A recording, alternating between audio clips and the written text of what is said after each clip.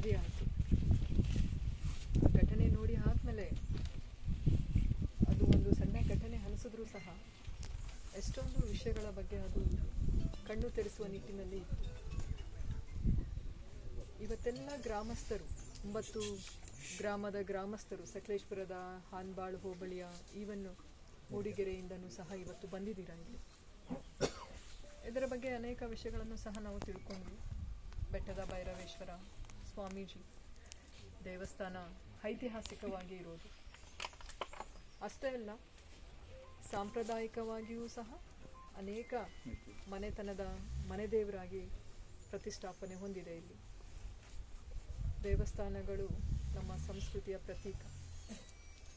So ಮನುಷ್ಯರಲ್ಲಿ, ಜನರಲ್ಲಿ, ಅದರಲ್ಲೂ ಸಾರ್ವಜನಿಕರಲ್ಲಿ ಒಂದು ಭಾವನೆ, ಭಕ್ತಿ ಭಾವನೆ ಅದರ ಜೊತೆಲಿ ಕೈಗೂಡಿರುತ್ತೆ. ಸೊ ಈ ವಿಷಯವನ್ನು ನಾವು ಪರಿಶೀಲನೆ ಮಾಡಿ ನೋಡಿದಾಗ ಇನ್ನೂ ಒಂದು ವಿಷಯವನ್ನು ನಮ್ಮ ಗಮನಕ್ಕೆ ಬಂದಿದ್ದು, ಈ ಟೂರಿಸಂ, ನಾವೇನು ಪ್ರವಾಸೋದ್ಯಮ ಬಗ್ಗೆ ನಾವು ಮಾತಾಡ್ತೇವೆ, ನಿಮಗೆಲ್ಲ ಗೊತ್ತಿರೋ ಹಾಗೆ ಸಕಲೇಶಪುರ, ಅದರಲ್ಲೂ ನಮ್ಮ ಹಾಸನ ಜಿಲ್ಲೆಯಲ್ಲಿ ಸಕಲೇಶಪುರ ತಾಲೂಕು ಒಂದು ಪ್ರವಾಸಿಗರ ಒಂದು ನೆಚ್ಚಿನ ತಾಣ.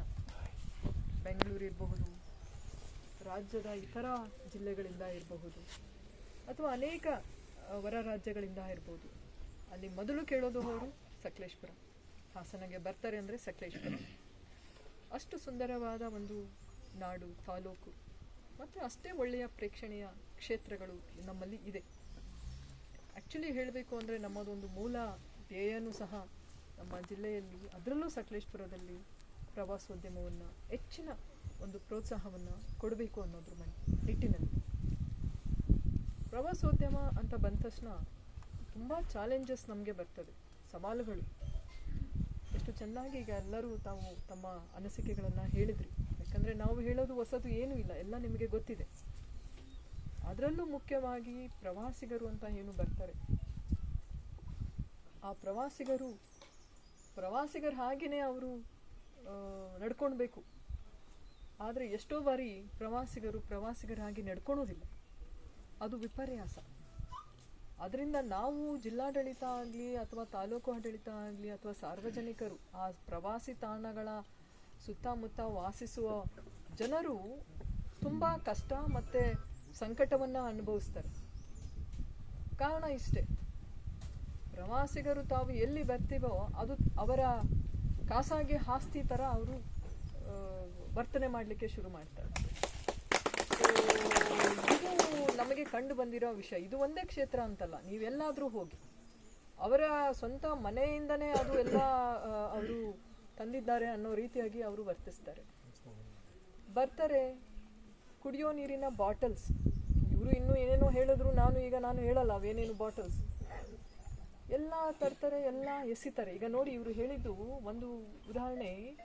ಜಸ್ಟ್ ನೀವು ಒಂದು ಕಡೆ ಒಂದು ಸ್ವಲ್ಪ ಕೆಳಗಡೆಗೆ ಕಣ್ಣು ಹಾಯಿಸ್ತಾ ಹೋಗಿ, ಎಲ್ಲಿ ನೋಡಿದ್ರು plastic bottles, plastic covers, cake box ತರ್ತಾರೆ, ಕೇಕ್ ಕಟ್ ಮಾಡ್ತಾರೆ, ಬಾಕ್ಸನ್ನು ಎಸಿತಾರೆ.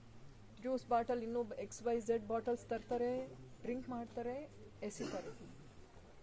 ಇನ್ನು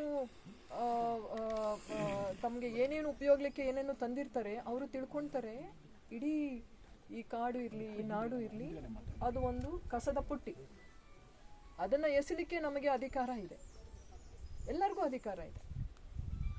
ಒಂದು ಸಾರ್ವಜನಿಕ ಪ್ರಜ್ಞೆ, ನಾಗರಿಕ ಪ್ರಜ್ಞೆ ಇಲ್ಲದೆ ಇರುವಾಗ ಅವರು ಎಂತಹ ಪ್ರವಾಸಿಗರಾಗ್ತಾರೆ?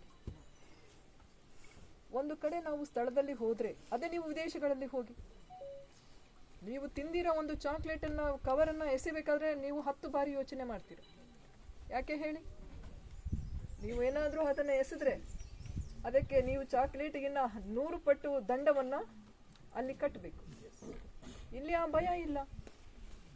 ಯಾರಾದರೂ ಕೇಳಲಿಕ್ಕೆ ಹೋದರೆ, ಯಾಕಪ್ಪ ಎಸಿಬೇಡ, ನೀವು ನೋಡಿ ನಿಮ್ಮ ಏನು ಕಸ ತಂದಿದ್ದೀರಿ, ಕಸದ ಪುಟ್ಟಿ ಇಲ್ಲಿಲ್ಲ, ಒಪ್ಕೊಳ್ತೇನೆ. ಏನಾದರೂ ನೀನು ಯಾಕೆ ಕಸ ಇಲ್ಲಿ ಎಸಿತೀಯಾ ಅಂತ ಹೇಳಿದ್ರೆ ನೆಕ್ಸ್ಟ್ ಕ್ವಶನ್ ಅವ್ರು ಕೇಳೋದು ಏನು ಗೊತ್ತಾ? ಎಲ್ಲಿದೆ ಕಸದ ಪುಟ್ಟಿ? ಅರೆ, ಕಸದ ಪುಟ್ಟಿ ಇಲ್ಲ ಅಂದರೆ ನೀನು ಒಂದು ಬ್ಯಾಗಲ್ಲಿ ತುಂಬ್ಕೋ, ಇಟ್ಕೋ ನಿನ್ನ ಗಾಡಿಯಲ್ಲಿ.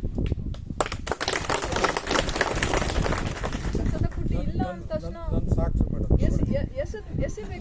ಎಸೆಬೇಕು ಅಂತ ಇಲ್ಲ, ಅರ್ಥ ಮಾಡ್ಕೊಳ್ಬೇಕು.